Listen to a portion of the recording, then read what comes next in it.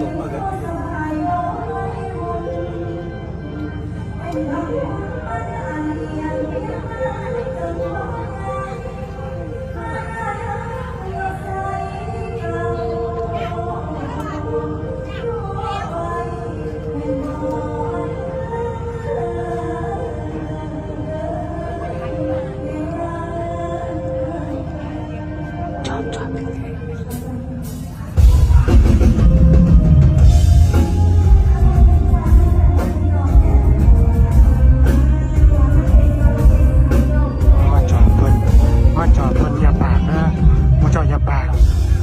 เขาเจ้าสิได้ยิน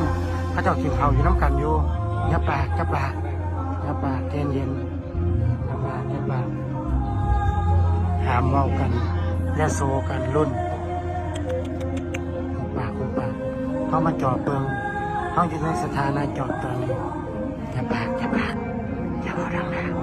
อย่าเอากันดังอย่าโซกันอย่าเอาปนกัน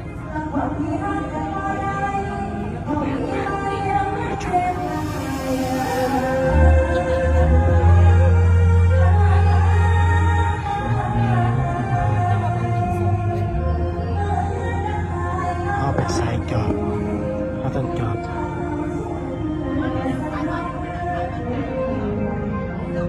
กินเขาอยู่สองคนไม่อยากขัดขวางความสุขกัน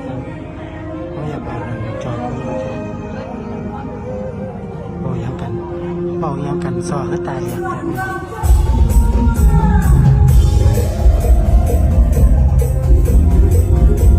ซอคือตายอย่างก็ได้ที่เขากำลังมุตวา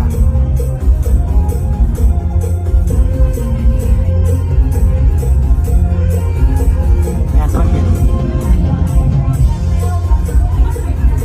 หมัดเวลาพระเจ้าอยู่ร่วมกันสองคนในสี่ห้าดู2-2แบบมีความสุขเราเป็นสายจอบเราก็จอบพอชิจอบก็ให้โป๊ะอะไรสอนเราก็เห็นเลยเราไม่ได้สนใจ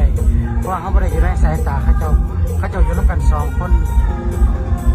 ลูกของเพิ่น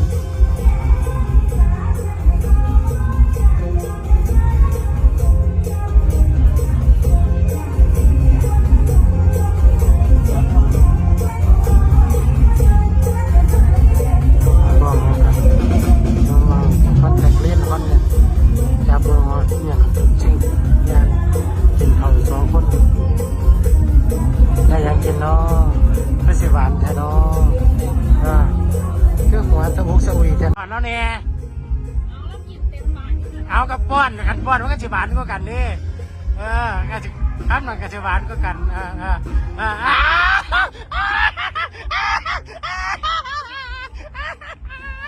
กัดเร็วกับว่าป้อนกันป้อนขึ้นเนี่ยป้อนขึ้นเนี่ยเร็วป้อนจ่อขึ้นเนี่ยเร็วโอ้ยป้อนจ่อขึ้นเนี่ยมันปอนแล้วมันปอนกันแล้วหอมแก้มเลยหอมแก้ม